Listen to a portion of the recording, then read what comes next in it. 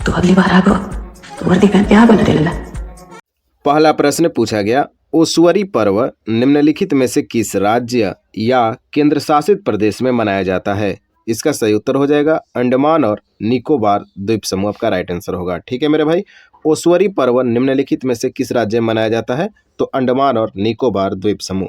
मेरे भाई video helpful है तो वीडियो को लाइक करना बिल्कुल नहीं भूलना है भाई। ठीक है, आप लोग लाइक करते हो तो थोड़ा मोटिवेट होते हैं हम लोग अंदर से। ठीक है, तो आपको लाइक करते रहना और कमेंट में आप अपने प्यारे प्यारे उत्तर भी दे सकते हैं जो प्रश्न मैं वीडियो के दौरान आपसे पूछता हूँ, जैसा कि मेरा आदत बन गया है। ठीक है, तो आपका भी आदत बन जाना चाहिए मेरे भाई। इतने वीडियो आप लोग देख चुके हैं मेरे साथ, तो आपका भी आदत होना चाहिए कि हर एक प्रश्न के पीछे जो मैं प्रश्न पूछता हूँ आपसे, उसका उत्तर आप आराम से कमेंट बॉक्स में दिया कीजिए। ठीक है, तो राइट आंसर अंडमान और निकोबार द्वीप समूह हो जाएगा ओसवरी पर्व। बढ़ते हैं अगले प्रश्न पे।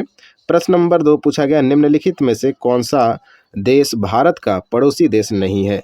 तो देखो मेरे भाई, नेपाल भारत का पड़ोसी देश है, भूटान और म्यांमार, ये तीन जो आपका ऑप्शन में दिख रहे हैं ये भारत के पड़ोसी देश है। राइट आंसर हमारा हो जाएगा जापान जो है भारत का पड़ोसी देश नहीं है, आपको ध्यान रखना है। अगला प्रश्न देखते हैं, सिकंदर ने किस वर्ष भारत पर आक्रमण किया? मेरे भाई 326 ईसा पूर्व, यानी कि अरबों का आक्रमण का एक बहुत ही ट्रेंडिंग वीडियो मैंने कर रखा था आज से एक दो साल पहले। वो वीडियो इतना इंपॉर्टेंट है भाई कि वहाँ से पेपर में प्रश्न फंसे हैं। और देखो यहाँ आपके एसएससी जीडी में सिकंदर वाला जो मैंने प्रश्न हूबहू करा रखा है ऑप्शन के साथ, वही प्रश्न आपके एसएससी जीडी में पूछ लिया गया है। ठीक है, तो इसका राइट आंसर होगा 326 ईसा पूर्व, आपका राइट आंसर हो जाएगा। ठीक है, बढ़ते हैं अगले प्रश्न पे। अगला प्रश्न पूछा गया, अपनी ओडिसी नृत्य शैली के लिए प्रसिद्ध एक प्रख्यात भारतीय शास्त्रीय नृत्यांगना, उन्होंने नई दिल्ली में भारतीय शास्त्रीय नृत्य केंद्र की स्थापना की और 1992 में उन्हें पद्म भूषण से सम्मानित किया गया। तो सोनल मानसिंह की बात हो रही है मेरे भाई। ठीक है, किन की बात हो रही है? सोनल मानसिंह की बात हो रही है, जो कि ओडिसी नृत्य शैली के लिए प्रसिद्ध हुई है मेरे भाई, ध्यान रखिएगा, जिनको 1992 में पद्म भूषण से सम्मानित भी किया गया है। बढ़ते हैं अगले प्रश्न पे। अगला प्रश्न पूछा गया, भारतीय वाणिज्य एवं उद्योग महासंघ FICCI का गठन किया गया था? तो किया गया 1927 में, आपका राइट आंसर भी हो जाएगा 1927। तो भारतीय वाणिज्य एवं उद्योग महासंघ की स्थापना 1927 में किया गया था। बढ़ते हैं अगले प्रश्न पे। परिवहन और भंडारण आर्थिक गतिविधि के किस क्षेत्र के अंतर्गत आता है? तो राइट आंसर होगा तृतीयक क्षेत्रक हो जाएगा। ठीक है, परिवहन और भंडारण आर्थिक गतिविधि के किस क्षेत्र के अंतर्गत आते हैं? तो तृतीयक क्षेत्रक हो जाएंगे आपके राइट आंसर।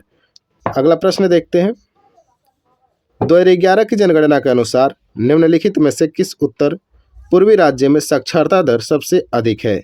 उत्तर पूर्वी राज्य की बात किया गया और 2011 जनगणना, भैया जिन्होंने नहीं देखा है प्लीज़ एक बार मेरे कहने से देख लीजिएगा, पेपर में पक्का प्रश्न फंसने वाला है। तो राइट आंसर होगा मिजोरम हो जाएगा। ठीक है, तो 2011 की जनगणना के अनुसार मिजोरम जो उत्तर पूर्वी राज्य है उसमें साक्षरता दर सबसे अधिक देखी गई। अगला प्रश्न देखते हैं, भारतीय खिलाड़ी नवजोत कौर निम्नलिखित में से कौन सा खेल खेलती हैं?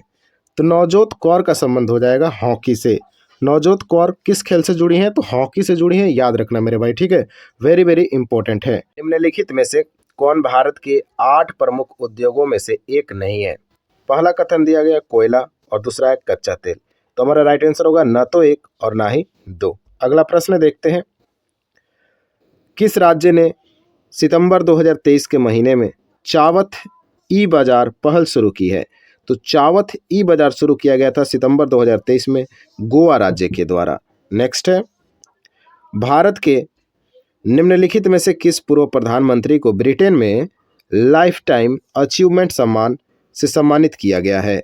तो डॉक्टर मनमोहन सिंह को ब्रिटेन में लाइफ टाइम अचीवमेंट सम्मान से सम्मानित किया गया, पूर्व प्रधानमंत्री मनमोहन सिंह को।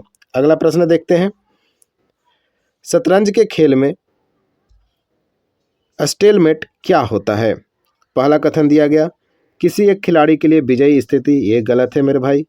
किसी एक खिलाड़ी के राजा के पास कोई वैध चाल नहीं होती है जिसके परिणाम स्वरूप ड्रॉ हो जाता है, ये कथन सही है। स्टेलमेट का अर्थ होता है किसी एक खिलाड़ी के राजा के पास कोई वैध चाल नहीं होती है जिसके परिणाम स्वरूप ड्रॉ हो जाता है, इसको बोलते हैं स्टेलमेट, बोलते हैं शतरंज के खेल में। अगला प्रश्न देखते हैं, निम्नलिखित में से कौन भारत रत्न पुरस्कार के प्राप्तकर्ता थे? तो लता मंगेशकर, इनको भारत रत्न मिला है। भूपेन हजारिका, इनको भी भारत रत्न मिल चुका है। अब आपसे मैं प्रश्न पूछूंगा भाई, जैसा कि मेरा आदत है और आपका भी आदत है कमेंट बॉक्स में उत्तर देने का। लता मंगेशकर को भारत रत्न पुरस्कार कब दिया गया, वर्ष आपको बताना है। भूपेन हजारिका को कब दिया गया, ये आपको कमेंट बॉक्स में छापना है, ठीक है। अगला प्रश्न देखते हैं। जनवरी 2023 में हाल ही में भारतीय वायुसेना के उप प्रमुख के रूप में किसे नियुक्त किया गया?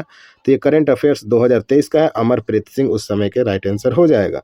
अगला प्रश्न देखते हैं। भारतीय संविधान का अनुच्छेद 19 का 1B निम्नलिखित में से किससे संबंधित है? तो शांतिपूर्वक और निरायुक्त सम्मिलित होना, ये आपके 19(1) के बी में लिखा गया है हमारे संविधान के अनुच्छेद में कि शांतिपूर्वक और निरायुक्त सम्मिलित होना। अगला प्रश्न देखते हैं। आयात को घरेलू उत्पादन से बदलने या प्रतिस्थापित करने की नीति को क्या कहते हैं? इसको बोलते हैं आयात प्रतिस्थापन।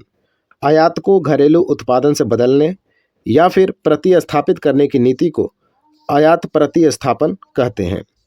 अगला प्रश्न पूछा गया मेरे भाई, वीडियो अच्छा लग रहा है तो वीडियो को लाइक करना है, चैनल को सब्सक्राइब कर लेना है और बेल आइकन को प्रेस कर लीजिएगा ताकि नोटिफिकेशन आपके स्क्रीन पे आते जाता रहे जो भी मैं वीडियो अपलोड करता हूँ। जयदेव के गीत गोविंद, भैया जयदेव का जो गीत है वो गोविंद है, याद रखिएगा। अष्टपदी का गायन और नृत्य निम्नलिखित में से किस नृत्य शैली में किया जाता है? तो इसका राइट आंसर होगा मणिपुरी हो जाएगा। गीत गोविंद के लेखक कौन है? जयदेव हैं, याद रखिएगा, और मणिपुरी आपका राइट आंसर हो जाएगा इस प्रश्न का। अगला प्रश्न देखते हैं। प्रश्न नंबर 18 में पूछा गया, अधातुएं विद्युत ऋणात्मक होती हैं, वे आबंध बनाती हैं। तो देखो मेरे भाई, इसका राइट आंसर हो जाएगा इलेक्ट्रॉनों को ग्रहण करके। देखिए, जो भी अधातु होती है वो ऋणात्मक होती हैं क्योंकि वो क्या करते हैं, इलेक्ट्रॉन को ग्रहण करते हैं। जो भी इलेक्ट्रॉन को ग्रहण करते हैं उन पे नेगेटिव चार्ज आता है, और जो इलेक्ट्रॉन को डोनेट करते हैं, दाता होते हैं, जो इलेक्ट्रॉन को त्याग देते हैं, उन पे प्लस चार्ज होता है, याद रखिएगा, ठीक है। तो राइट आंसर होगा इलेक्ट्रॉनों को ग्रहण करके। अगला प्रश्न आपके आर्टिकल से पूछा गया। आर्टिकल के अंतर्गत भारत के सर्वोच्च न्यायालय में रिट याचिका दायर की जा सकती है। बहुत ही सिंपल प्रश्न है भैया, 32 आपका राइट आंसर हो जाएगा इस प्रश्न का। अनुच्छेद 32 में भारत के सर्वोच्च न्यायालय में रिट याचिका दायर की जा सकती है। किस आर्टिकल में बताया गया? तो आर्टिकल 32 में बताया गया है। ये रहा 20 नंबर प्रश्न। निम्न में से किस खेल का संबंध क्रिकेट से नहीं है? तो follow through, hattrick, crease, sprint, इनमें से बताना था कि कौन सा शब्द है जो क्रिकेट से संबंधित नहीं है। तो इसका राइट आंसर हो जाएगा फॉलो थ्रू, हैट्रिक, क्रिज। ये तीनों के तीनों मेरे भाई आपके गलत आंसर है, तो राइट आंसर होगा स्प्रिंट हो जाएगा। ध्यान रखिएगा, क्रिकेट में फॉलो थ्रू का इस्तेमाल किया जाता है, हैट्रिक शब्द का प्रयोग किया जाता है और क्रिज का भी प्रयोग किया जाता है। स्प्रिंट का मेरे भाई रनिंग में इस्तेमाल किया जाता है, ये भी आप लोग ध्यान में रखिएगा, ठीक है। तो बहुत ही इंपॉर्टेंट इस पेपर में प्रश्न पूछे गए भैया। बहुत ही इंटरेस्टिंग प्रश्न भी कुछ थे जो आपको पेपर में परेशान कर सकते थे।